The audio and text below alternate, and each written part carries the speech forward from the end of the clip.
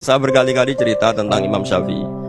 Kalau dikasih tahu ya Imam Aba Abdillah, panggilannya Imam Syafi'i, tetangga anda ini ternyata banyak yang nggak senang anda. Jawabnya beliau senang. Ya bagus kalau nggak senang saya, ndak utang saya. Gitu. Jadi gara-gara saman seneng aku ngatur aku ini kan. Dan mungkin saman rasa seneng kan ya enak. Jadi hidup itu dianggap happy. Kalau seneng ya teman silaturahim, kalau nggak seneng ya nggak bakal utang gitu. Baru kayak rasa seneng itu nggak ganggu. Gitu. Jadi dulu itu orang bisa ngelola seneng ndak seneng itu bisa. Karena ada kearifan hubungan dengan Allah Subhanahu wa ta'ala. Hidupnya selesai karena masyghul bi dzikrillah, mereka sibuk dengan Allah. Makanya kata ulama-ulama tasawuf, kamu jangan melihat manusia perilakunya, tapi kamu juga harus ingat yang gerakkan semua itu Allah Subhanahu wa ta'ala. Dengan demikian kita farah, kita senang. Makanya Nabi kalau ngutus Anas bin Malik kemudian nggak kesampaian yang diinginkan karena Anas main, ketika garwa-garwani Nabi agak tersinggung, Nabi andaikan Allah menghendaki yang saya inginkan kesampaian, pasti itu kesampaian.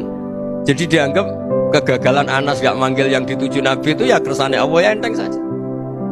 Sayyidina Ali lebih parah lagi yang dialamin. Itu dalam beliau kalau dipanggil tuh gak cepet-cepet ke sana. Ketika ditanya, kenapa kamu tak panggil gak cepet ke saya? Amin tuh ukubatak, karena aku tahu kau orang baik. Orang baik itu pemaaf. Jadi makanya orang-orang soleh dulu itu bodoni itu. Makanya sekarang kalau ada orang bodoni itu mesti bidik orang soleh. Kalau orang-orang soleh itu kakean husnudzon lagi sering dibodonin. Abdul bin Umar itu masyhur itu.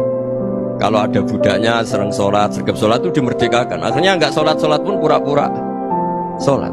Akhirnya juga dimerdekakan. Ketika ditanya kenapa engkau merdekakan, padahal mereka sholatnya menipu engkau, kata pembisik-pembisik itu. Man khoda'ana lillah in khoda'na lah. Dia nipu atas nama Allah, berarti saat tertipu juga atas nama Allah, gak masalah dong, semuanya demi Allah Subhanahu wa ta'ala. Jadi ketika kita ketemu mensifati Allah Ta'ala itu ghafir, Allah pemaaf. Jangan kamu gak fair untuk diri kamu nyifati Allah ghafir, pada orang lain Allah kamu sifati syadidul iqab.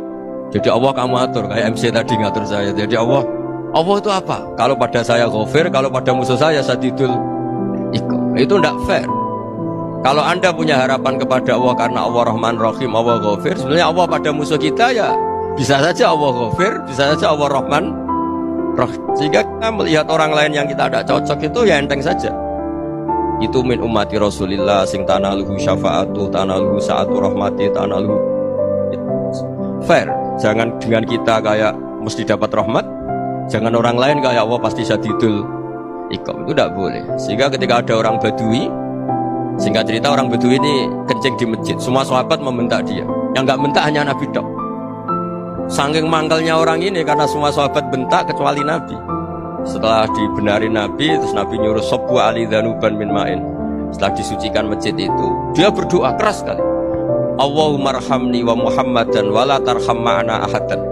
Ya Allah, yang berhak dapat rahmatmu hanya saya dan Nabi Muhammad, yang lainnya jangan gitu.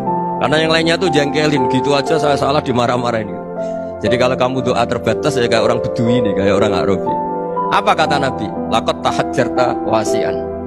Allah yang rahmatnya luas menjadi kamu sempitkan. Karena kamu mau atur Allah hanya Rahman pada Indonesian Power, pada NU, pada kita, yang orang lain nggak perlu dapat. Itu kan kasihan Islam, karena Islam terus gak dimiliki semua orang. Allah tidak dimiliki semua orang, Rasulullah tidak dimiliki semua orang, karena di NU, di ormas tertentu, di nggak boleh seperti itu. Nggak boleh takhasyar tawasian, kata Nabi, tidak boleh mempersempit zat yang rahmatnya itu luas. Ini semoga etika ini kita pakai di Indonesia. Yang sedang fase kita harapkan lebih baik, yang sedang nggak dapat hidayah kita doakan dapat apa? Hidayah.